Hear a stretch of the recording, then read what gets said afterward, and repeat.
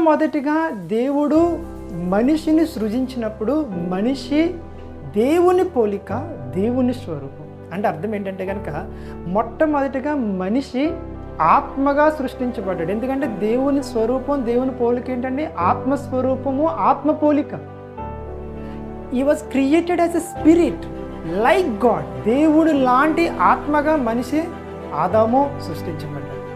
ఎప్పుడైతే ఈ దేవుడు సృష్టించినటువంటి ఈ ఆదాము అవ్వని ఆయన భూమి మీదకి, ఎందుకంటే ఆత్మలో భూమి మీద సంచరించాలంటే కనుక భూమి అనేది భౌతిక ప్రపంచం, ఆత్మలు ఆత్మ ప్రపంచంలో సంచారం చేస్తాయి. అవి భూమి మీద సంచారం చేయాలంటే వాటికి ఒక శరీరం కావాలి. దేవుడు అప్పుడు ఆదాం కొరకు ఆయన ఒక శరీరాన్ని ఏర్పాటు చేశాడు, తయారు చేశాడు. అది మనం 2వ అధ్యాయంలో మనం చూడొచ్చు.